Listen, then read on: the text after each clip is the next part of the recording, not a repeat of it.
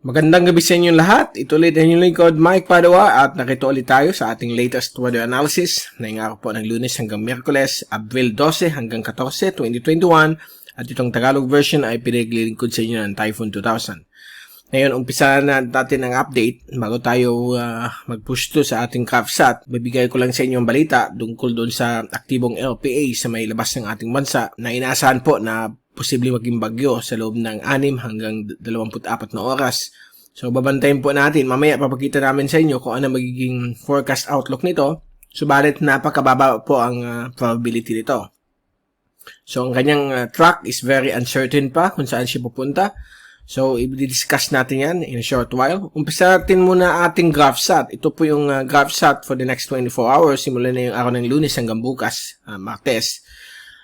At kikita po natin ang mahinang hangin mula sa hilagang silangan o yung mahinang amihan ay patuloy pa rin nakaka-apekto sa ating rehiyon dito po sa Kabikulan at sa ibang parte po ng silangan Luzon kasama po ang Samar Provinces.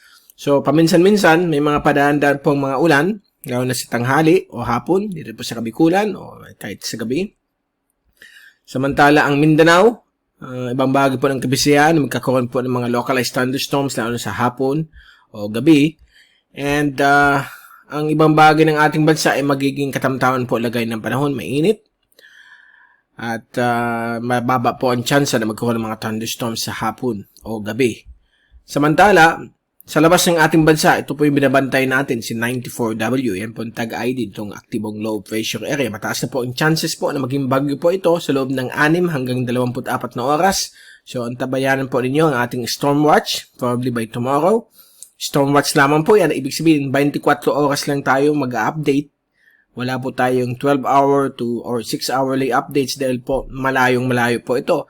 At wala pa po siyang threat o pangamba sa ating bansa.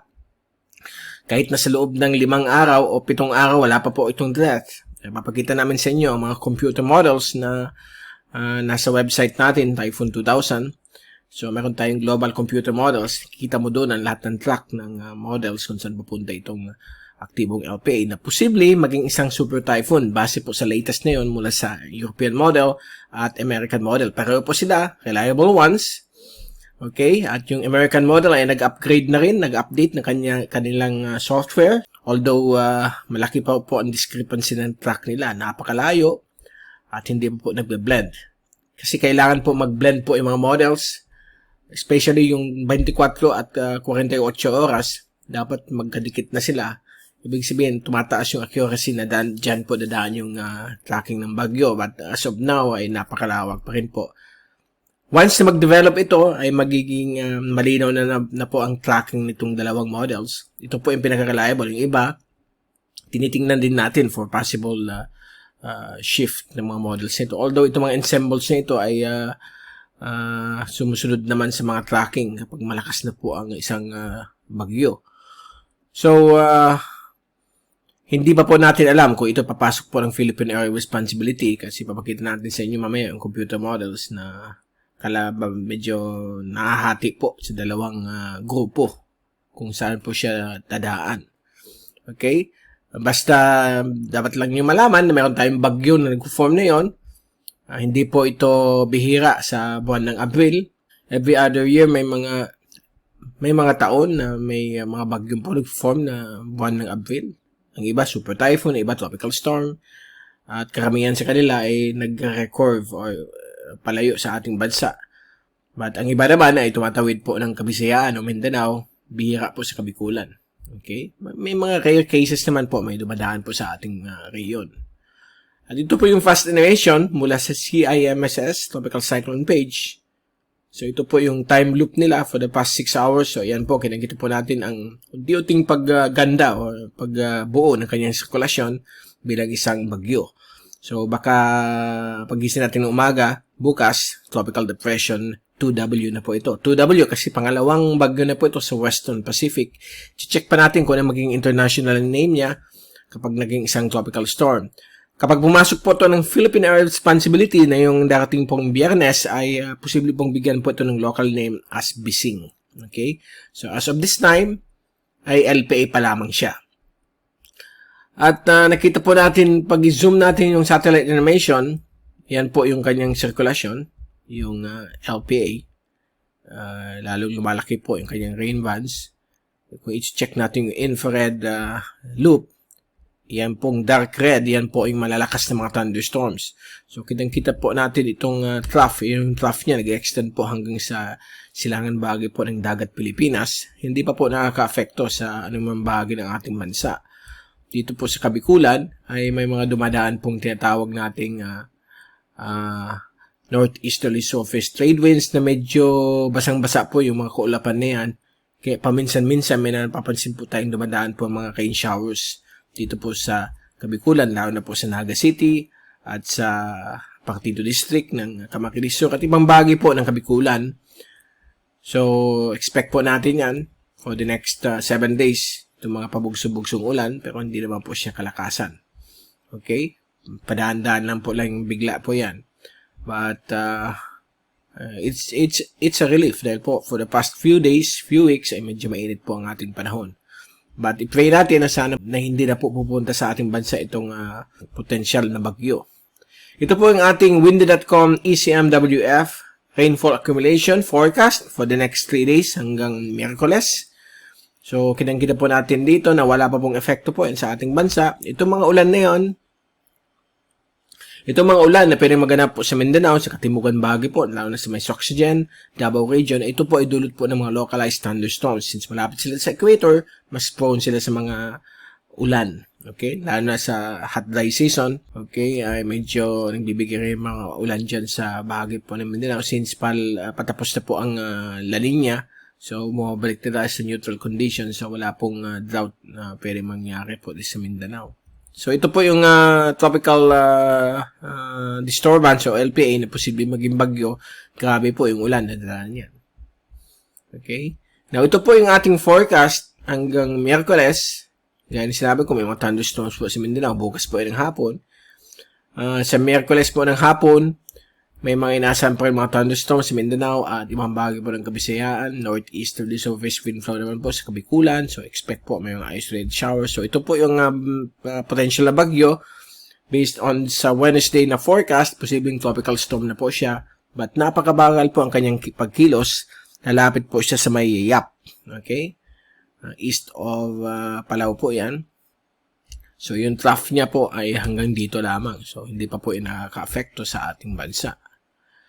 At kung i-check natin yung Typhoon Global Models mula sa ating website, typhoon2000.ph o typhoon2000.com, yan po ang pagkakaiba po ng mga computer model. So, hindi po sila nagkaka-agree. Kahit na yung ECMWF o European Model at yung GFS, American Model, ay malayong-malayo po ang mga tracking nila.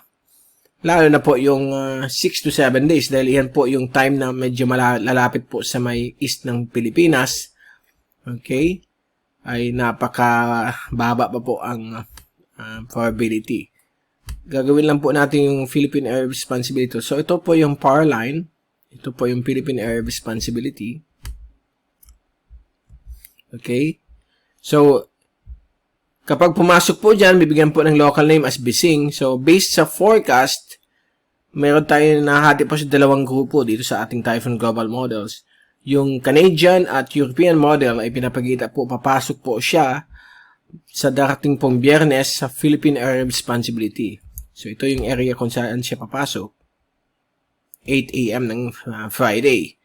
Okay? At dadaan po siya sa may silangan bahagi po ng Philippine Sea. Pero pagdating po ng April 19, which is Monday, ay inaasahan po siyang magkukurbada po palayo sa ating bansa. So, ito yung dalawang grupo ng forecast.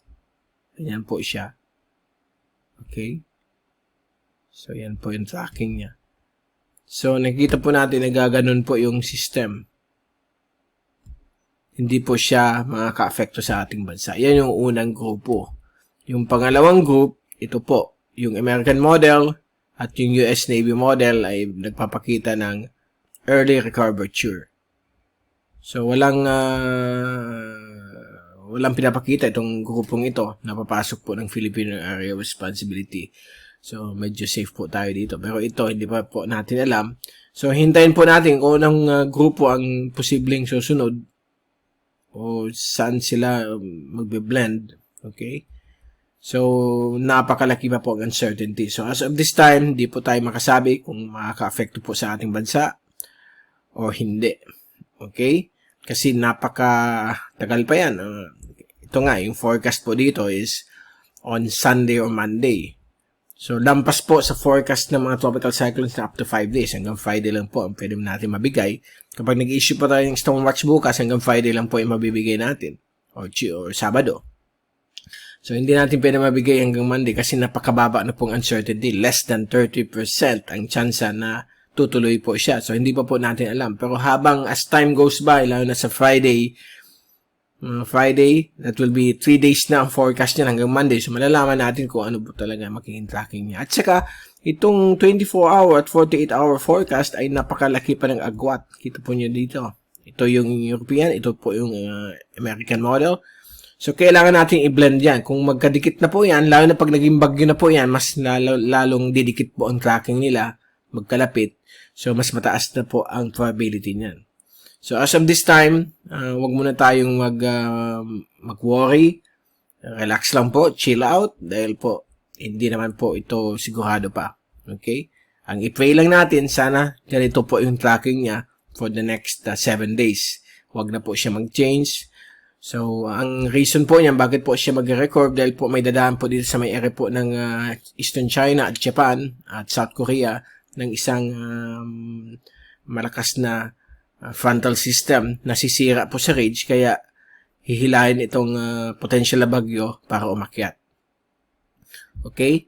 Now, based po dun sa dalawang computer models, ang kanyang wind forecast, pagdating po ng ika-6 at ika-7 araw, ay posible maging super typhoon. Okay? Possible na sa 220 o 240 kph yung kanyang lakas pagdating pong araw ng Linggo o Lunes. So, we will keep you updated kung ano maging development nitong potential na bagyo by tomorrow or Wednesday. Magbibigay ulit tayo ng YouTube at Facebook videos para updated po tayo. At bukas, posible mag-issue na rin tayo ng storm watch. But, gaya ng sinabi ko, yung ating 5-day forecast na yun, baka nandito lamang naman po sa park. So, wala pa po tayong ibibigay niyan na up to 7. Kasi ang mga karaniwang forecast po sa mga bagyo na nilalabas po ng Pag-asa at yung ibang agencies hanggang 5 days lang po. Okay? Mahirap kasi magbigay ng hanggang 7 days kasi pag hindi matuloy, okay? So, hindi po talaga accurate ang forecast na more than 5 days. Although, ang 5-day forecast is 50% ang probability niyan.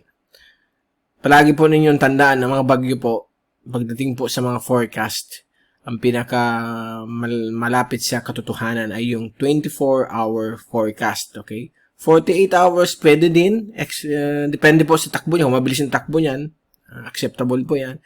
Pero yung 3-day forecast o 72 hours, medyo 50-50 na po ang probability niyan. Okay?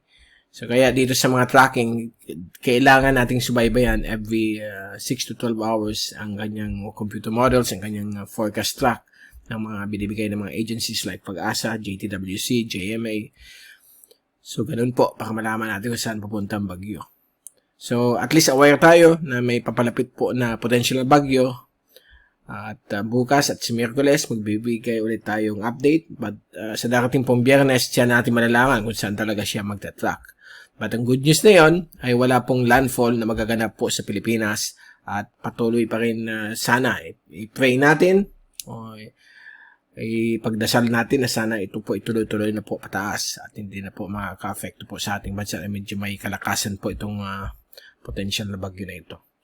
Okay, so ayan po. Diyan muna natin itatapos ang ating update. At babalik ulit tayo in the next couple of days, bukas o Miyerkules, para ibigay sa inyo ang pinaka-latest nitong sa potential na tropical depression 2W na posibleng maging bagyo within the next 24 hours. Mula po sa ating website, Typhoon 2000, ito si Mike Pado ang nagpapaalam. Mag-ingat po tayong lahat. #weatherwiser. At maraming salamat po sa pagpunod nyo sa aking channel.